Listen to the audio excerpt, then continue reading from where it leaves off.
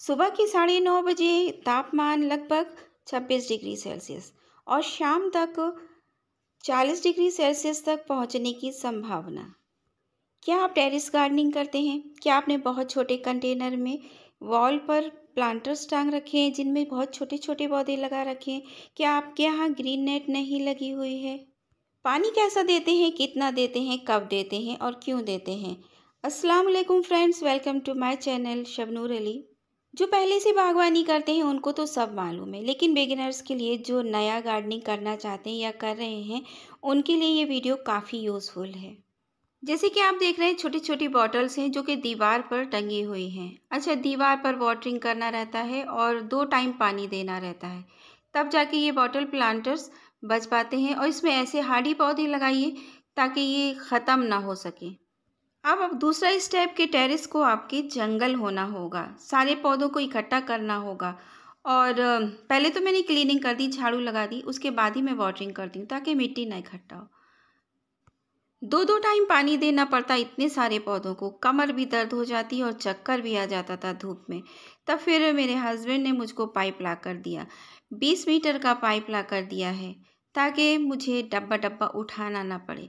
अच्छा, पाइप से पानी देने का भी अपना एक तरीका होता है, अभी मैं बताऊंगी। शाम में तो कोई बात नहीं, आप वाटरिंग कर रहे हैं, चलिए चलता है। लेकिन सुबह में, दोपहर में, यानी कि 12 बजे से पहले पहले आपको वाटरिंग कर देनी है। बहुत तेज़ धूप में कभी पानी ना दीजिएगा, नहीं मरते होंगे पौधे तो मर जाएंगे। अगर समर है तो डायरेक्ट वाटरिंग कर सकते हैं, पतले पाइप से कीजिए। लेकिन अगर टंकी में पानी है तो गर्म हो जाता है ना, वो गर्म पानी कभी मत दीजिएगा, तब भी पौधे मर जाएंगे। हम नहीं पी सकते हैं गर्म पानी, हम अपने पौधों को कैसे दे सकते हैं, जल जाएंगे। तो जितना पानी आप बर्दाश्त कर सकते हैं ठंडा, उतना ठंडा पानी आपको पौधों को देना होगा। रात में किसी भी टाइम वाटरिंग कर दीजिए, अगर आप दिन में नहीं कर पाए, शाम को नहीं कर पाए, पर वाटरिंग ज़रूर कर दीजिएगा, वरना रात भर में पानी ना मिलने की वजह से भी आपके पौधे मर सकते हैं। उसके बाद टेरेस देख सकते हैं कि कितना सूख गई थी। तो मैंने जब इसमें पानी डालना शुरू किया मॉर्निंग में, तो मैं इस तरीके से दे रही हूँ। मैं किसी किसी बड़े कंटेनर में थोड़ी देर के लिए छोड़ देती हूँ और शेड में जाकर बैठ जाती हूँ। वहाँ पर एक फ़ैन लगा हुआ है, टेबल फ़ैन, उसको मैं चला लेती हूँ, थोड़ा हवा खा लेती हूँ। और मुँह पर मैंने दुपट्टा बांध रखा है ताकि मुझे धूप ना लगे। अच्छा, मैं लिक्विड कुछ भी पीकर ही आती हूँ, नाश्ता किया हुआ होता है। खाली पेट कभी भी धूप में काम मत कीजिएगा, लू लपट लगने का पूरा डर रहता है। पौधों को बचाइए, खुद को भी बचाइए, आप सेव रहेंगे, पक्का आपके प्लांट्स भी इंशाल्लाह सेव रहेंगे, क्योंकि आपके अलावा बहुत कम है जो कोई केयर कर सकेगा, इतना वाटरिंग कर सकेगा। हम अपनी औलाद को धूप में खड़े देख के इतना बिलक जाते हैं, लगता है कि इनको जल्दी से छाया में कर लें। तो पौधों को तो हम हटा नहीं सकते, इतनी घर में जगह नहीं होती है कि कहीं शेड में सारे प्लांट्स रख दें। तो छोटे छोटे प्लांटर्स को हम बालकनी पर या मुमटी पर या अपने टेरेस पर जो टीन शेड है उसके नीचे रख देते हैं, इस तरीके से बचा लेते हैं। बाकी बड़े बड़े प्लांट मैं ज़्यादा लगाती हूँ।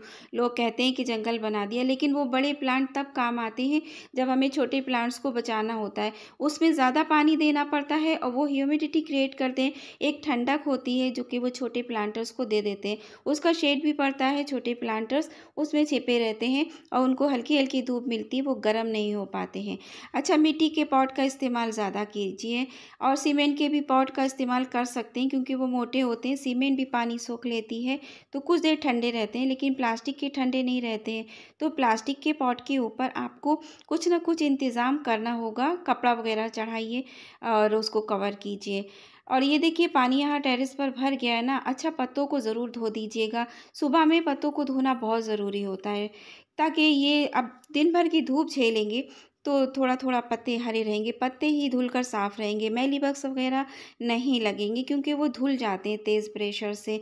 और इस टाइम में खाना अच्छा बनाते हैं और पौधे हरे भरे रहते हैं, पत्ते भी कम सूखते हैं गीले होने के बाद। जिन गमलों की मिट्टी खाली हो उन पर आप ना कोई चीज़ रखकर या हाथ पर डालकर पानी दीजिए ताकि मिट्टी बहे ना। इस तरीके से टेरेस पर गंदगी भी कम होगी। और ज़्यादातर मल्चिंग कर दीजिए पत्तों से या कागज़ से या स्टोन वगैरह से। तो जब आप वाटरिंग करेंगे तो वो मल्चिंग बचा लेगी मिट्टी को, वो भी इधर उधर गिरने नहीं देगी, पानी भी आपका काफ़ी देर चलेगा। ये देखिए, फ्लावरिंग हो रही है। ये कैक्टस तो भाई इतनी गर्मी में बहुत अच्छी फ्लावरिंग कर रहा है और कैक्टस प्लांटर्स तो होते ही गर्मी झेलने के लिए। ज़्यादातर प्लांट्स गर्मी वाले ही लगाइए ताकि पानी झेल सके। बड़ी क्यारी, टब, कंटेनर, ड्रम जिसमें भी आपने पौधे लगा रखे हो वहाँ कम से कम इतनी देर छोड़ दीजिए कि ये क्यारियाँ भर जाएं। जब ये भर जाएंगी, इतना बड़ा प्लांट आपका ट्री इसमें लगे हुए हैं, तो वो 2 ही घंटे में आपकी क्यारी को सुखा देंगी। अच्छा, छोटे छोटे प्लांटर्स आप चाहें तो चादर वगैरह से ढक सकते हैं, लेकिन हमारे यहाँ दीवारें और टीन शेड कुछ इस टाइप का है कि ये 2 से 4 घंटे बस धूप लगती है, फिर उनका शेड पड़ने लगता है, सिर्फ गर्मी रहती है, धूप यहाँ से चली जाती है, तो इसका फ़ायदा मुझे मिलता है। इस तरह से मुझे ग्रीन नेट लगाने की ज़रूरत नहीं पड़ती है। दीवारें भी मैं साथ साथ में तर कर देती हूँ कि ये चटकेंगी नहीं। दीवार है, फर्श का जो फ्लोर है, चटक जाता है गर्मी से, तो वो भी बच जाएगा। ये सारा पानी आधा घंटे तक, 1 घंटे तक सब गमलों से निकल निकल कर बाहर आएगा।